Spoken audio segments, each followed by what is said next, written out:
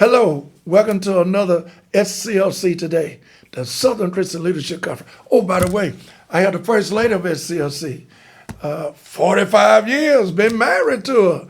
None other than the First Lady of SCLC, Mrs. Cathelean Steele. Welcome to the show. Thank you, thank you. Before we get into the topic of the day, I just want to thank the people in St. Louis and all of the folks that came out and received me, none other than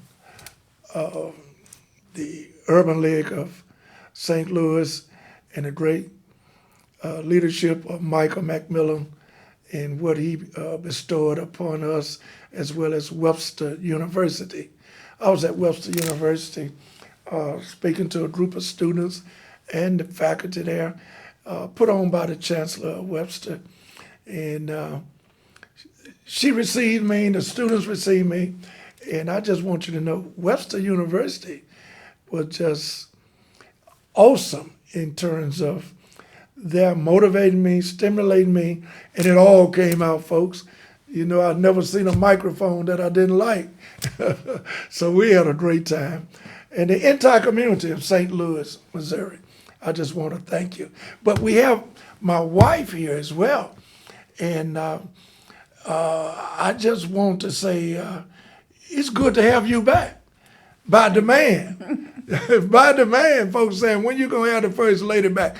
And I basically want to talk to you about some of the violence that we have looked at over the last few days via the news media, as well as talking to personal people who right there on the scene in terms of Memphis and Nashville. That was violence, what they did to the two representatives there on the House floor there in Memphis. That was violent in its own right.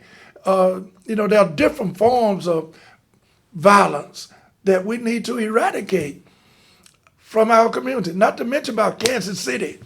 Well, no, the First Lady and our producer, Mr. Rick Clear, was just talking what happened in Kansas City with the young man, black young man, very outstanding young man, knock on the wrong door, and here's a person of the Caucasian race, see him, come to the door with his gun, shoot him through the glass door, and then stand over him and shoot him again. But thank God the young man is still alive.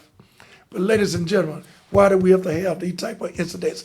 And my wife will talk about Dadeville and others. But First Lady, how do you feel being a retired educator, school teacher with all these young folks?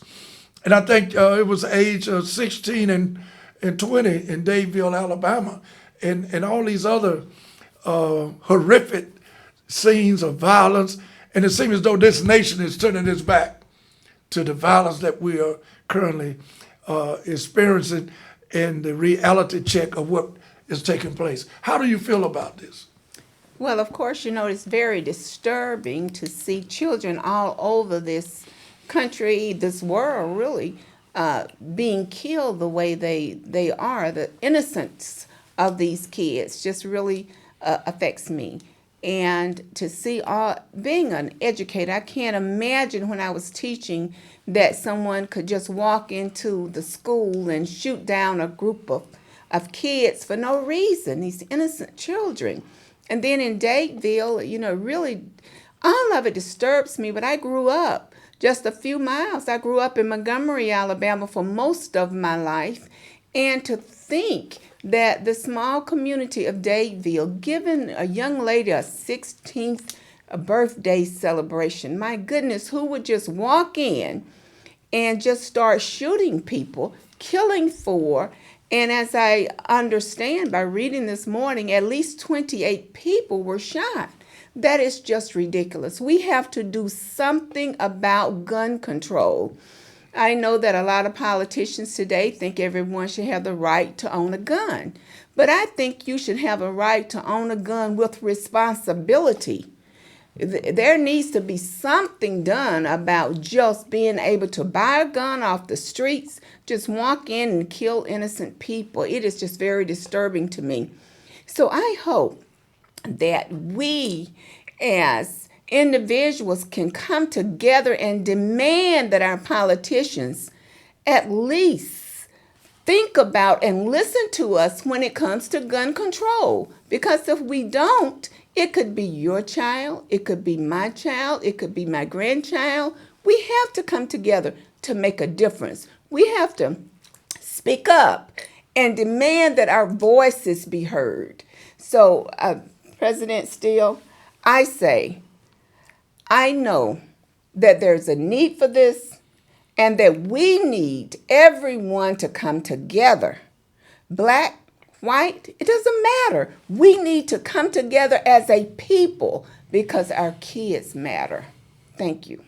You know, Dr. King constantly said, silence in the face of evil is evil itself. And we are too silent to the fact of challenging the system. You know, America has a lot of problems. I love America. Been around the world more times I can count. You and I will be in Jerusalem in a few days, couple months. And it's nothing like being an American.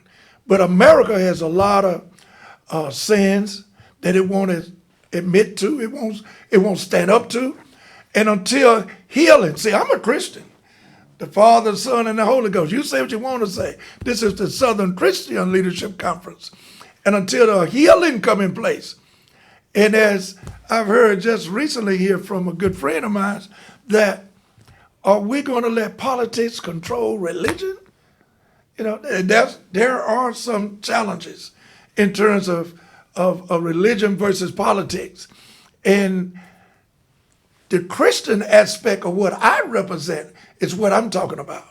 As a Christian, are we going to sit idly by and not join the bandwagon of SCLC and other organizations in terms of nonviolence approach? And I think it starts at home. It go from there to the schools, to the churches, and simultaneously all three institutions should work together. The family is an institution in its own right, in terms of the religious institution, as well as educationally. And until we go to ground zero, and politicians alike, politics, ladies and gentlemen, has never freed or brought about the resolution of mankind or womankind problems in our society. You see that every day. It's the people in the society that must demand and remove the evilness from politics. Politics has never freed the oppressed. The oppressed must free politics. So that's where I am, First Lady, and I have a concern in terms of the violence that's taking place with the guns and the tongue. You know, when people get up and talk about we need to take away Medicare and Medicaid. Hello, somebody. Take away Medicare and Medicaid. That's our money. Those are taxpayers' dollars. Take away Social Security. We paid into that program. We worked hard for this. And when you have people who talk about they want to be commander-in-chief in the Oval Office of this country, and you don't want people to have the benefit of Social Security, not Medicare or Medicaid, my Lord, what type of evilness do we have representing this country? And you better check yourself, because you're not going to be here forever. There's a judgment day coming, and you need to make sure that you're on the right side. Not only history, but the right side of being a Christian and standing up for those who are less fortunate. You have any closing comments? I would like to close out with a saying that my husband uses many times is love is what love does. And so if love is what love does, then we have to take action when it comes to what's happening in our society and stop the death of our innocent people, especially our babies. Thank you. And we want to thank you for tuning in for another SCLC, the Southern Christian Leadership Conference Today program. Thank y'all for asking where's the program, because we're running 2 or 3 days behind. That let me know that you want more information. And guess what? We'll give it to you. Have a great day.